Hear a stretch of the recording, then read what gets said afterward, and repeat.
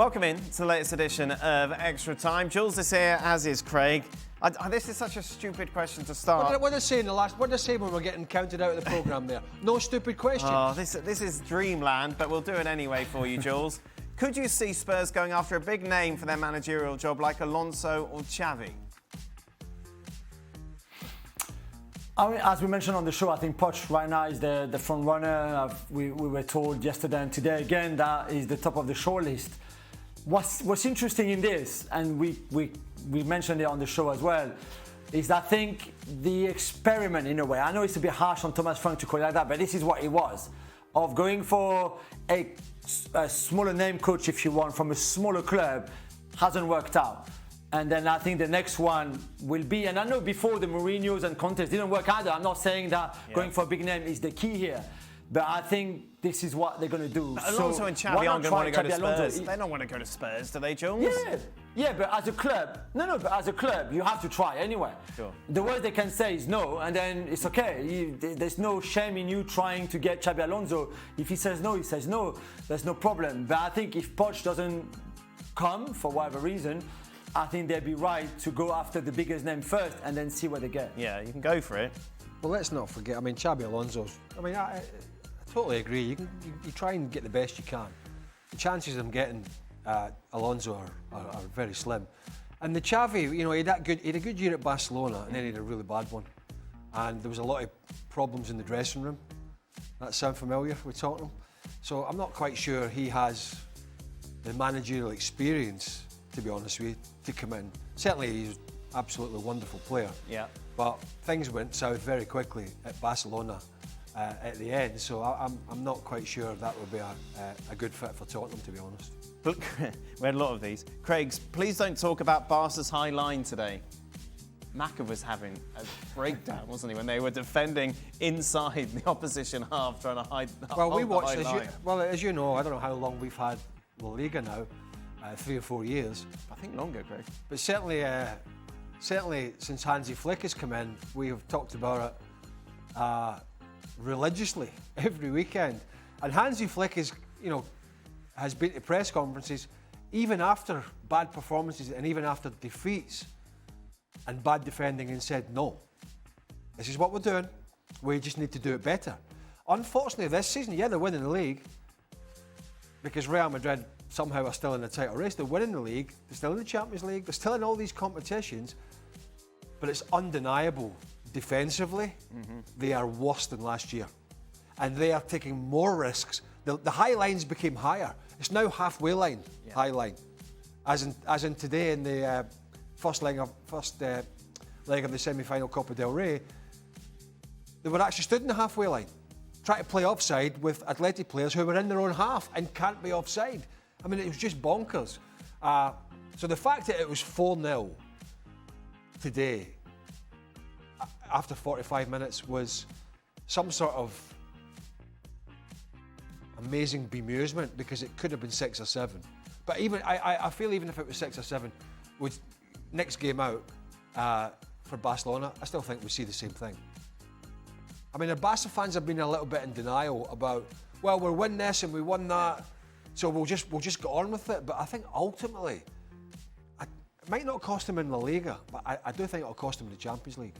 Meanwhile, anyone who saw the show would have seen Jules actually answer this question. I'm sure you discussed this in the show, but does anyone want to defend Gyokeres? This is Gyokeres, of course, who had no shots on target or indeed off target today, the least amount of touches in the box, and the worst completion pass rate. Yet still you defend him, Jules. I like him. And now, you know, I talked about it with Nathan today as well. Oh no. But listen, it's really interesting. The goals he scored in Portugal, great. You can't take that away from him. To score 50 goals in a season, wherever you play, is great in itself. But there's been many games now since he moved to Arsenal where you saw that maybe the extra second that you would get in Portugal, because the level is obviously not as high as in the Premier League, was suiting him and he would score that goal. There's a chance, I don't know if you guys remember against Leeds, for example, where Trossard plays the ball over. It's a reverse pass over the in behind the Leeds defense, and Gyokeres is through on goal. There's Rodon behind him, but he's going to be one-on-one with Darlow.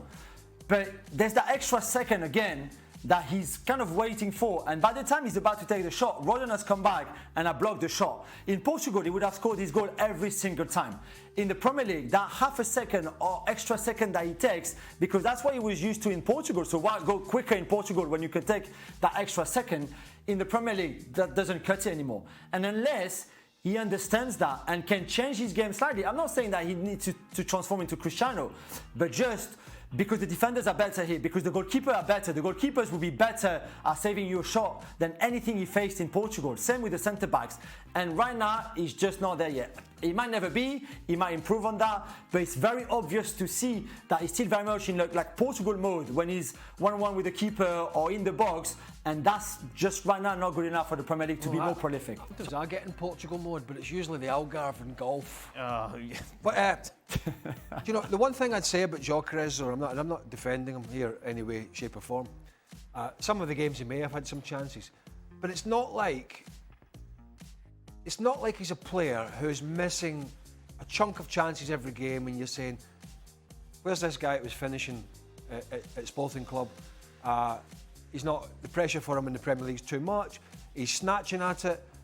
I think one of the issues for him, and it is an issue for him, is that he's not getting, in a lot of the games, he's not getting a lot of chances. And when you're not getting a lot of chances, you have to make those for yourself. Mm-hmm. And he's not that kind of player. You know, if you're not getting the supply line that you want, the other guys who are maybe they've got more strings to their bow than just scoring goals and being physical and sort of all that sort of stuff, might go and make something happen for themselves. Get the ball turned, run at defenders, beat a man, batter it in the top corner. He's not that type of player. So he's relying on the service, and that service isn't really if we're being honest about it, he's not walking off at the end of most games, and he's had, 6 chances, and he's put 5 of them over the bar. Yeah. You can barely remember any chances that he's actually getting. Now, is that all down to Arsenal, or is it partly down to him and his movement as well? I don't really have that answer. But he's not scoring a lot of goals, obviously, because he ain't getting a lot of chances. Jules, do you really think that Arsenal are going to win the Premier League? You spoke about this on the show as well. You got a bit high and squeaky and defensive over it. So what percentage? What percentage are you giving us here, Jules? The 4 points clear, 60-40 for me, I think they will. I think they will win the Premier League. I think they'll hold on. I think they're the best team in the country. Again, they will drop more points between now and the end of the season. So will City and Villa and everybody else. So I think you have to be ready to sometimes being 4 points clear, maybe even less, sometimes more. There's obviously the big game in April at the Etihad against City, which could shape. Then I think they've got 3 games left after that before the end of the season. So anything can happen, but right now, I think if you had said to them at the start of the season, by mid-February, you would be 4 points clear of City, I think they would have taken it. 60-40? I'm kind of 70-30, maybe even a bit more. I do think they'll win it. Right. And I think they'll win it because I think they will have their hiccups themselves, but I think City will have more. I mean, they were really good against Fulham yesterday, but the game was over in half an hour, wasn't it? Yeah. And I don't think Fulham's record is particularly good at the Etihad. But I think they have more issues to solve, notwithstanding the points within their squad, than Arsenal have. And I think that'll be... but unless Arsenal get this... Unless they get so tense that they drop another point or two, and City, as I mentioned to you in the show, just keep chipping away, and all of a sudden 1 or 2 players in the dressing room have a panic up and it starts to spread through, then that could be an issue. But I don't think that will happen looking at the size of the squad and the experience of some of the players. One of the interesting things is going to be for me, if there is still a 3 or 4 point gap by the time they play City at the Etihad, one of the things he's been when he's played in some of the bigger games is really cautious. Happy to soak up the pressure and maybe take a point.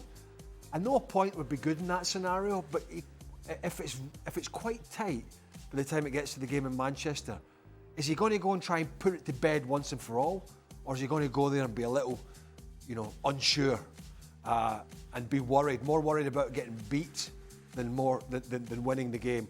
I suppose if it's tight, by the time it comes along, we'll find out. But it might not be. By that time, it could be quite a big gap. Final question, Jules. Do you usually fall asleep watching Arsenal? No, I don't. Why? Should I? I think it's the lack of entertainment maybe they serve up. I thought the second half tonight was great. Oh, okay. All right, don't get defensive again.